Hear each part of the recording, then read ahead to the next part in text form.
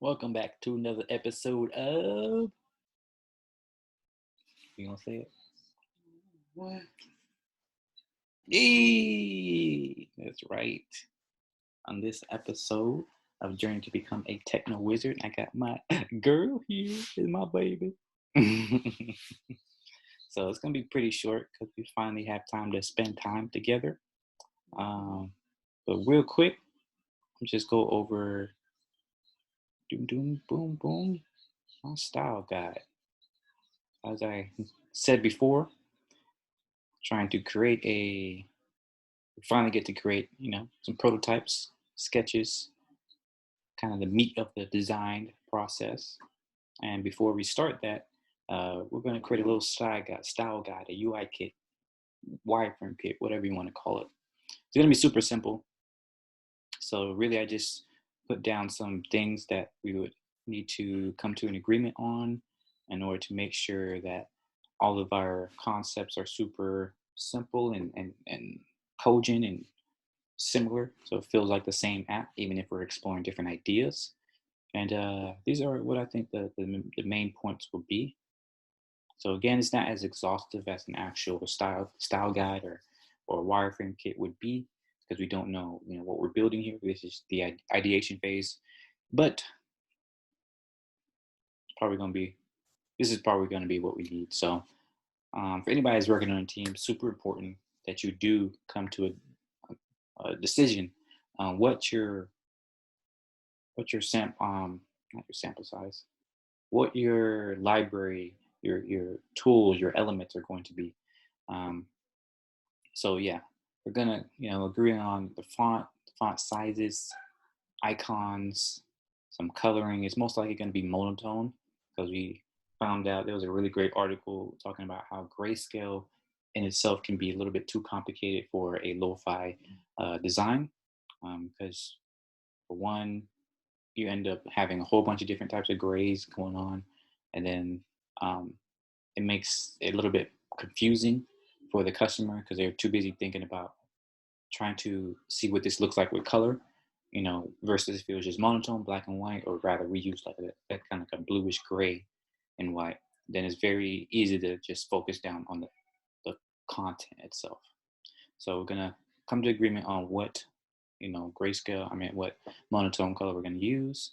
Make sure we use have the same idea of how to show when something's selected or highlighted. So most likely like a 50% of that same color. And then this is a super important part is the grid layout. Um, we had a hard time figuring out the grids before, especially in Sketch, because it's very ugh. Like you put one number and go to another part and auto does some magic. It doesn't make sense. It's just annoying. So we're gonna be using Figma. I'm not sure. I'm not even sure how they do their grid, but nonetheless, we're gonna agree upon what the hey, Right. what the columns are, the gutter, margin, padding, because we have some of us tend to put things a little bit closer together than necessary. So we need to make sure we agree on that. Offset in the artboard, because last time we were all doing like different sizes. I was doing like Android, the other ones were doing iPhone. So we need to make sure we agree on that first. Then your buttons, kind of basic stuff there, cards, and I'm not sure what to call all of these. Not all of these are cards. Like this is a card, obviously, which is just like a little block, maybe a block of text. Usually can be things on that card. Like if it's an image, you can have like little numbers or wording on there. But the other parts, the row item is going to be like if you're on a mobile phone, you usually have different roles. So we need to make sure we point out what those elements would be, like how it looks, because we explored a whole lot of different ones last time by accident. And finally, the modal, which is like any pop-ups, pop-up boxes that come up, if they're going to be round edge or sharp edge, things like that. And then your form input fields, pretty basic as well. And finally, navigation. This is going to be a little bit tricky because we don't know what type of navigation we're going to have throughout the app, but at least we can probably figure out like a basic thing where it says, at the top you're gonna have your back button wherever your account might be at the bottom. It's probably going to be three or four little things, and it can be modular. So if we end up having only two menu items or three or four, we can increase or decrease it as we need to. So yeah, that's what we got so far. And later today, we're gonna actually get the visuals and the details down here, made copies so that we can change it around and stuff like that. And my group is finally going to be using Figma together. Figma is a really cool design software. Sketch has been really awesome. To be honest, I like Sketch. I got comfortable with it, but it's extremely hard to collaborate with the team because there's no live collaboration. But with here, when there's other people on here, you can see them moving around, so you can all have like your own, boards all over the spot, all over the place. So it's gonna be much easier to collaborate.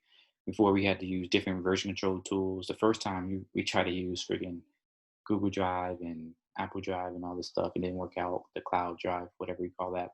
Second time we tried to use Abstract. Abstract was actually pretty good. Or was it Abstract or Zeppelin? Let me see. Yeah, it was Abstract. Zeppelin is the for handoffs like annotations. But yeah, we use Abstract, but it was extremely. I mean, it wasn't that bad actually. I'm not gonna lie, but I think it's gonna be better because we can collaborate live. So yeah, that's that. Like I said, short, sweet. Like, comment, subscribe, all that good stuff. YouTube gang, bang, bang. Check out my Patreon. Um, and yeah, thanks again. Bye bye.